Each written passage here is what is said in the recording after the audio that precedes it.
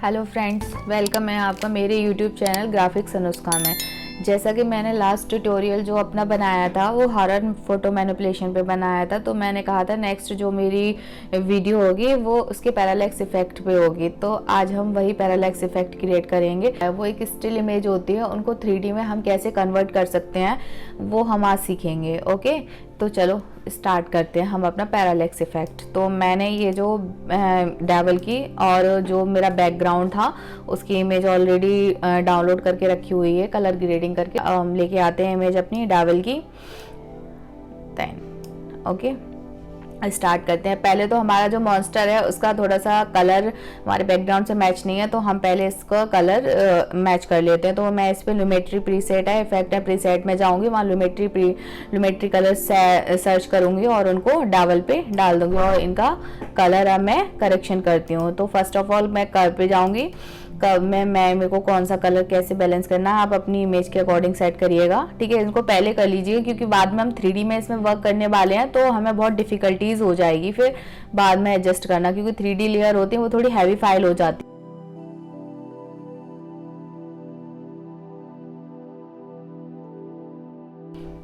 तो हमारा डेविल है उसका कलर अच्छे से बैकग्राउंड के साथ में मिक्स हो चुका है और हम अपने बैकग्राउंड पर भी लुमेट्री प्रीसेट डालते हैं, हम इसमें विग्नेट डाल देते हैं। अभी हम ये कलर ग्रेडिंग वाला काम अभी खत्म कर लेते हैं जिससे कि हमें बाद में प्रॉब्लम ना हो, क्योंकि 3D लेयर हो जाती है तो प्रॉब्लम हो जाती है। फिर विग्नेट डाल देती हूँ मैं इस पर, अमाउंट अकॉर्डिंग रखती हूँ। आई थिंक 5 पूरा ही अच्छा रहेगा, -5। ओके, अब इसमें मैं फेदर, ठीक है। तो हमारा कलर ग्रेडिंग का जो काम था वो फिनिश हो चुका है। चलिए अब हम अपने पैरालैक्स इफेक्ट पे आगे बढ़ते हैं। शिफ्ट के साथ में मैं दोनों लेयर को सिलेक्ट करूंगी और यहाँ से इसका 3D है वो ऑन करूंगी और इस पर राइट क्लिक करके माउस का न्यू पे जाके कैमरा ले लूंगी। कैमरा 35mm और 50mm दोनों का आप ले सकते हो। यहाँ से मैं 35mm का कैमरा ले रही हूँ, 2 नोट कैमरा ले रही हूँ। ओके, ठीक है। और यहाँ से हम अपना 1 व्यू से 2 व्यू कर लेंगे कि हम अपना कैमरा चेक करने के लिए है। तो यहाँ पे सिलेक्ट करूंगी, कंट्रोल माइनस करूंगी।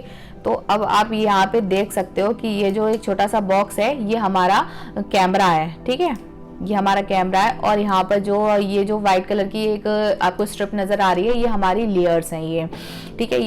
ये मेरी मॉन्स्टर की लेयर्स है और ये बैकग्राउंड की लेयर्स है। ओके, तो हम इमेज को पहले सेट कर लेते हैं, देन उसके बाद एनिमेट करेंगे। और एक बात और कि इसमें मैंने टॉप व्यू लिया हुआ है। आप यहाँ से आपके जो इमेज है उसके अकॉर्डिंग आप कोई सा भी व्यू ले सकते हो, राइट एंगल या लेफ्ट एंगल कोई सा भी व्यू ले सकते हो, ठीक है। मैं टॉप से ले रही हूँ। तो अब हम अपने कैमरे पे अच्छे से क्लिक करते हैं। क्लिक करने के बाद में मैं अपनी लेयर है उस पर बैकग्राउंड को जितना मुझे जहाँ पे लेके जाना है उसके अकॉर्डिंग पहले इमेज को सेट कर लेती हूँ, देन कैमरे को एनिमेट करेंगे, ठीक है। आई थिंक इतनी मैं अपनी इसको बैकग्राउंड की लेयर को लेके जाऊंगी यहाँ तक, ठीक है। ओके, अब मैं इसका साइज है वो सेट कर लेती हूँ। एस प्रेस करूंगी, शॉर्टकट की है, ठीक है। आपको पोजीशन सेट करनी है तो आप P प्रेस करिए और ऑपेसिटी पे आपको सेट करनी है तो T प्रेस करिए। आप उसमें स्केल करना है आपको तो S प्रेस करिए आप, और रोटेशन करनी है तो R प्रेस करिए, क्योंकि आप सारी लेयर्स होती हैं इसकी, ये सारी लेयर्स एक साथ खोल के बैठोगे तो बहुत कंफ्यूज हो जाओगे। इसीलिए आप पहले इनकी शॉर्टकट कीज हैं उनको आप याद कीजिएगा, याद करने की जरूरत ही नहीं है, बहुत उनके फ्रंट नेम से है, बस एक ऑपेसिटी है उसका T है, थोड़ा सा डिफरेंस है, बाकी सब ठीक ही है। ओके, अब मैं इसका S प्रेस करके साइज इसका है वो इंक्रीज कर लेती हूँ, ठीक है। मैं इसका इतना साइज रखती हूँ। ओके, अब इसके बाद में मैं अपने थोड़ा सा और बढ़ा लेती हूँ। अब मैं अपने मॉन्स्टर की इमेज है उसको Z एक्सिस पे लेके जाऊंगी पीछे को, ठीक है। Z एक्सिस ये हमारा यहाँ पे लिखा हुआ होता है, ये इस तरह से होता है, हमारा Y एक्सिस होता है और ये हमारा X एक्सिस होता है और ये Z एक्सिस होता है, ठीक है। तो मैं अपनी मॉन्स्टर की इमेज को ज़्यादा पीछे चली गई है मेरी, मैं इतनी रखूंगी अपने मॉन्स्टर की इमेज को, ठीक है। अब इसका साइज है वो सेट कर लेती हूँ, S प्रेस करती हूँ मैं इस पर, S प्रेस करके इसका साइज इंक्रीज कर लेती हूँ। बस मेरा साइज सेट हो चुका है। अब मैं अपने कैमरे को मूव करती हूँ और पैरालैक्स इफेक्ट है वो क्रिएट करके दिखाती हूँ, ठीक है। बहुत ईजी है पैरालैक्स इफेक्ट आपको। देन मैं इसको Z एक्सिस पे, आपको नॉर्मली अभी की फ्रेम्स नहीं लगा रही हूँ कैमरे के, मैं आपको मूव करके दिखाती हूँ। इस तरह का इफेक्ट हमारा क्रिएट होगा, ठीक है। ये ओके, आप चाहें तो अपनी बैकग्राउंड की लेयर को थोड़ा सा पीछे और कर सकते हैं, बस साइज की थोड़ा सा साइज अपना, इसीलिए मैंने पहले बढ़ा रखा हुआ था साइज, जिससे कि बाद में मेरे को दिक्कत ना आए इसमें। ठीक है,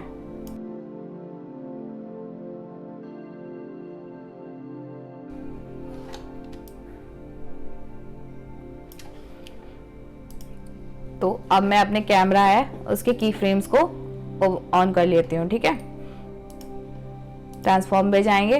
ट्रांसफॉर्म में मुझे बाकी सारे ये जो ऑप्शंस हैं, कैमरा ऑप्शंस हैं, ये मैं एक पर्टिकुलर अलग से वीडियो बनाऊंगी, उसमें समझाऊंगी, क्योंकि ये वीडियो फिर बहुत लेंथी हो जाएगी। ये बहुत कुछ है इसमें करने के लिए। ठीक है, ये ऑप्शंस के लिए मैं अलग से एक वीडियो बना दूंगी, इसमें आप अच्छे से समझ जाइएगा सब लोग। ठीक है, ट्रांसफॉर्म के ऑप्शन पर मैं जाती हूँ।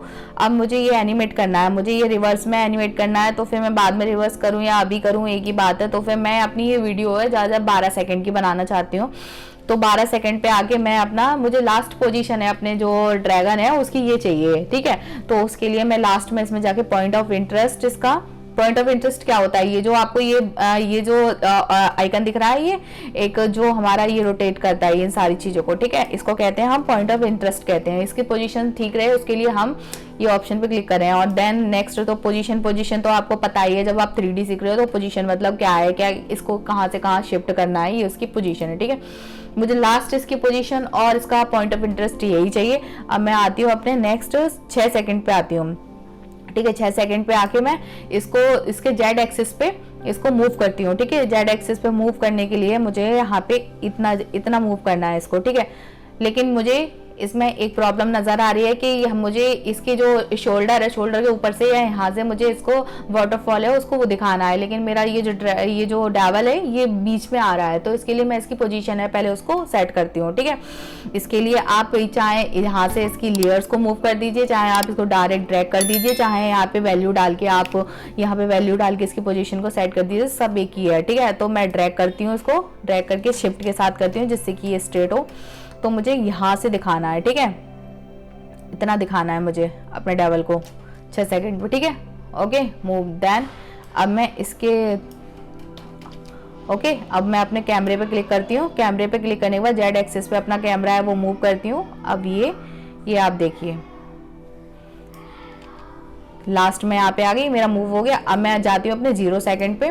0 सेकंड पे जाके अपने जेड एक्सिस पे कैमरे को मूव करती हूँ और मुझे मेरी वीडियो यहाँ तक एनिमेट हो चुकी है। तो अब हम देख लेते हैं कि हमारा फाइनल आउटपुट क्या हुआ है।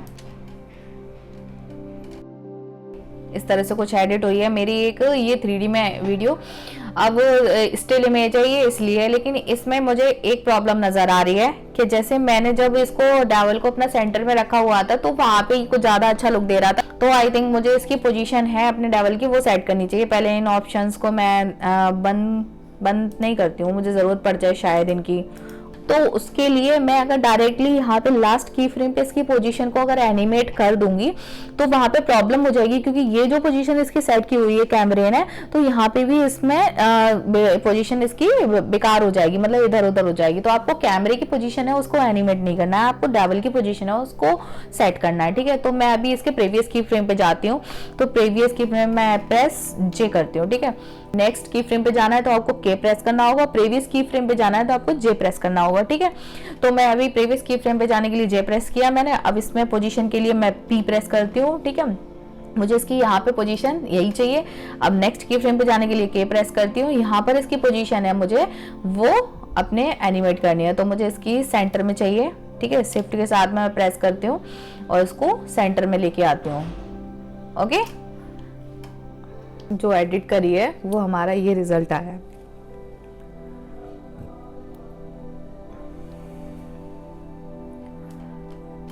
तो ये हमारा हो गया एक तरह से पैरालैक्स इफेक्ट हमारा ये क्रिएट हो चुका है। एक बार वन व्यू करके आपको अच्छे से दिखा देती हूँ कि कैसा लग रहा है ये, जिससे कि आपका क्लियर हो जाए। तो देखिए हमारा ये शोल्डर से ही इसका मूव होके निकला है, यही हमने एडिट किया था अपनी पोजीशन में, मुझे यही चाहिए था। और ये लास्ट में ये पोजीशन हमने सेट करी है ना, तो ये स्लोली ड्रैग करके इसने अपनी सेंटर में पोजीशन ले ली। मुझे फाइनल पोजीशन यही चाहिए थी। तो ओके, ये हमारा पैरालैक्स इफेक्ट इतना हमारा रेडी होता है। अब मैं इसमें थोड़ा सा एडिट और करना चाहती हूँ। जो एलिमेंट्स यहाँ पे लगा देती हूँ मैं, जो क्रोज थे मेरे लास्ट ट्यूटोरियल में मैंने यूज करे थे वो हॉरर वाले, तो वो क्रोज लगा दी जिससे कि ये खाली खाली नहीं लगेगा। उनको केवल एनिमेट करूंगी मैं, उनका 3D वगैरह लेयर्स उनकी कंप्लीट नहीं करूंगी।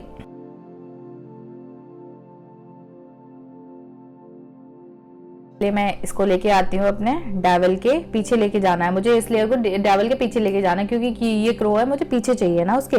तो इसका एस प्रेस करती हूँ, इसका साइज इंक्रीज करती हूँ, उसको ड्रैग कर देती हूँ ऊपर, ठीक है।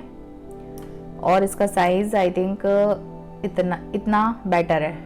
ओके, ये साइज इसका इंक्रीज कर दिया मैंने। पहले मैं इन सारे क्रोज हैं उनकी पोजीशन सेट कर लेती हूँ।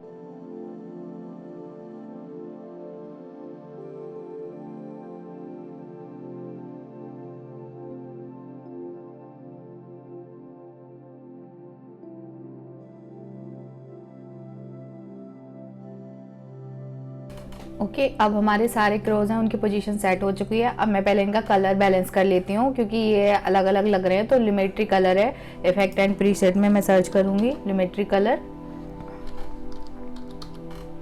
और इनको ड्रैग करके अपनी क्रोज की इमेज पे डाल दूंगी, ठीक है। इस पे मैंने डाल दिया। अब मुझे इसमें क्या कहते हैं कर्व करके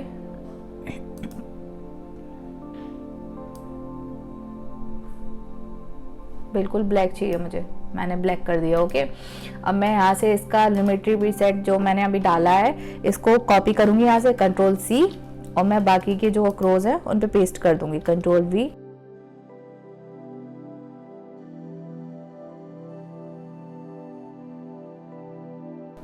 तो अब हमारे क्रोज हैं उनकी पोजीशन सेट हो चुकी है। अब मैं क्रो को एनिमेट करूंगी तो मुझे इसकी पोजीशन, स्केल और ऑपेसिटी तीनों एनिमेट करने हैं। तो पी प्रेस किया, एस प्रेस किया और टी प्रेस किया, ठीक है।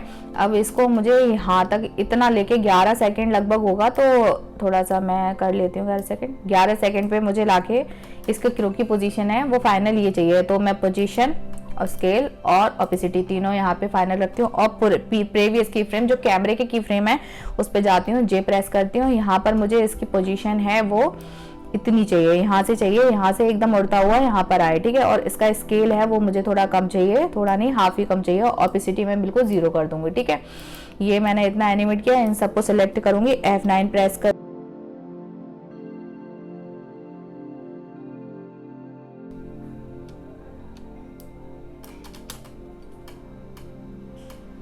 अब अच्छा लग रहा है। वो इजी मैंने लास्ट में फास्ट किया है, सॉरी स्लो किया है और स्टार्टिंग में फास्ट किया है। नाइस, ठीक है। अब मैं अपने ये जो कैमरे वाला की फ्रेम है मेरा, ये इसको मैं बंद कर देती हूँ, यू प्रेस करती हूँ। अब बाकी के जो क्रोज है उनकी पोजीशन मैं इसके अकॉर्डिंग ही सेट करूंगी। एक क्रो है और वो मैं आपको अच्छे से और समझा देती हूँ, फिर अब बाकी के क्रोज हैं वो उनको मैं जल्दी जल्दी फिर सेट कर लेती हूँ, ठीक है। नेक्स्ट मेरा क्रो है ये वाला, ठीक है। अब इसकी पोजीशन को मुझे सेट करना है। इसके भी मैं सेम पोजीशन, ऑपेसिटी और स्केल तीनों ऑन कर लेती हूँ, ठीक है। ये 11 सेकंड पे है मेरा और ये 12 पे मुझे चाहिए, ठीक है। 12 सेकंड पे, 12 सेकंड में मैं इसकी पोजीशन मुझे ये चाहिए, इसका स्केल मुझे ये चाहिए, ऑपेसिटी ये चाहिए। और लास्ट की फ्रेम पे जाते हैं, प्रेस जे करके यहाँ पे इसकी पोजीशन है वो मुझे ये चाहिए। ओके, अब इसके बाद में इसका स्केल है वो मुझे ये चाहिए, देन ऑपेसिटी 0 चाहिए। और इन सबको सिलेक्ट करके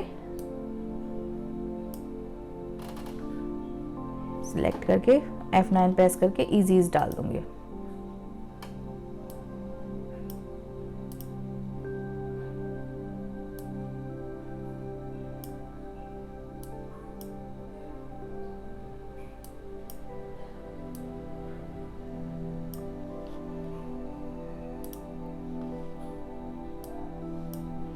अब 2 क्रो हम देख लेते हैं हमारे एनिमेट कैसे हुए हैं, ठीक है। ये हमारे क्रोज हैं वो एनिमेट हो चुके हैं। अब मैं बाकी के जो क्रोज हैं उनको जल्दी से अच्छे से एनिमेट कर लेती हूँ, ओके।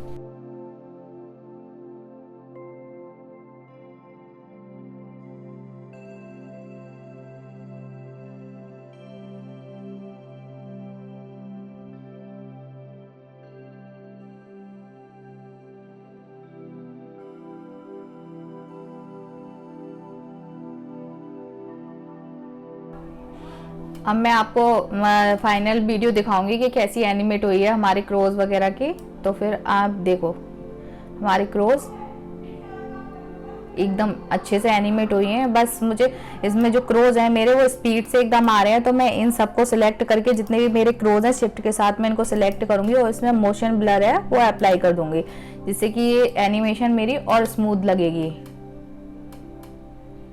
आप देख सकते हो कितने स्मूथली आए हैं ये, तो लुकिंग नाइस। अब मैं आपको इसको रेंडर करना एक बता देती हूँ कैसे रेंडर करते हैं। आप फाइल में जाइए, फिर इंपोर्ट में जाइए, एक्सपोर्ट में जाइए, फिर add to render queue, and then उसके बाद में आप उसको लोकेशन दीजिए कि आपको कहाँ पे सेव करनी है, ठीक है। फिर डेस्कटॉप में मुझे सेव करनी है, सेव किया और रिप्लेस, ओके, रेंडर।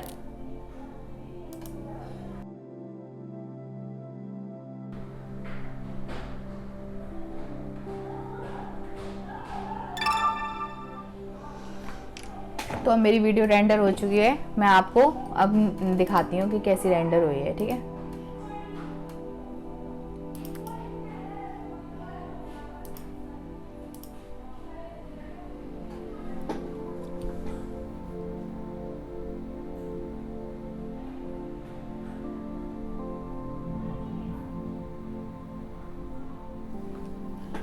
तो ये है मेरा पैरालैक्स इफेक्ट, और थोड़ी सी मैंने वीडियो एडिटिंग भी करके दिखा दी इसमें। तो अगर आपने मेरी वीडियो यहाँ तक देखी उसके लिए बहुत बहुत आपका थैंक यू। और अगर आपको मेरी वीडियो पे थोड़ी सी भी पसंद आई हो, अगर आपको इससे थोड़ी सी हेल्पफुल लगी हो, तो प्लीज़ लाइक एंड सब्सक्राइब जरूर करना। Thank you so much.